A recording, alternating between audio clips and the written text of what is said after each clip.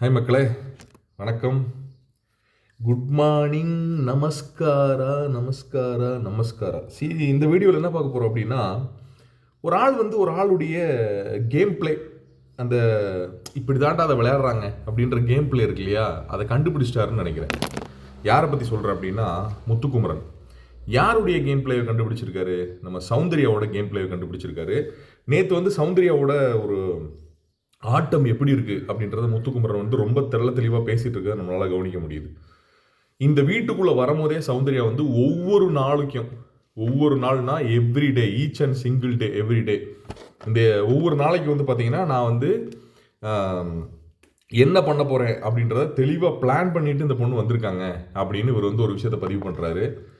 ஒவ்வொரு நாள்னா ஒவ்வொரு நாளைக்கும்டா, இந்த வாரம் இப்படி இருக்க போகிறேன், அடுத்த வாரம் இப்படி இருக்க போகிறேன் அப்படின்லாம் எப்படியுமே எல்லாமே பிளான் பண்ணிட்டு தான் அவங்க வந்திருக்காங்க அப்படின்னு முத்துக்குமரன் சொல்கிறாரு.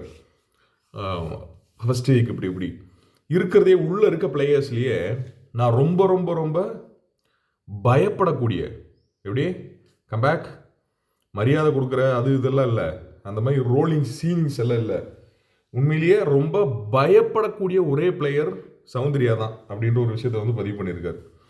தாறுமாறில் சௌந்தர்யா அவ்வளவு ஸ்ட்ராங்கான பிளேயரா?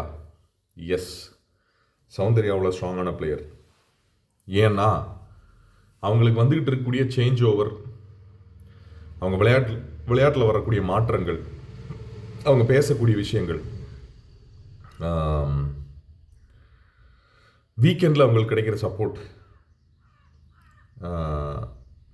வீக் டேஸில் ஒரு பிரச்சனை பண்ணும்போது ரஞ்சித் அண்ணாட்ட போய் எனக்கும் ராணவுக்குமான பிரச்சனை பார்த்தீங்கன்னா, நான் இந்த டாஸ்க்குக்காக பண்ணேன்னு நினச்சிங்களா? இல்லை, நான் அதை பண்ணதுக்கு ரீசன் என்னுடைய பர்சனல் இதுக்காக தான். அவன் என்னையர் ராணவையும் இழுத்து பேசினனால தான் நான் அதை பண்ணேன் அப்படின்னு சொன்ன அதே ஆள் வீக்கெண்ட் எபிசோடில் நான் அதை டாஸ்கில் தான் பண்ணேன், நான் அதை கேரக்டரில் தான் பண்ணேன் அப்படின்னு சொல்லும் போது கூட கேள்வி கேட்கப்படாமல் இருக்கக்கூடிய ஒரு சப்போர்ட்.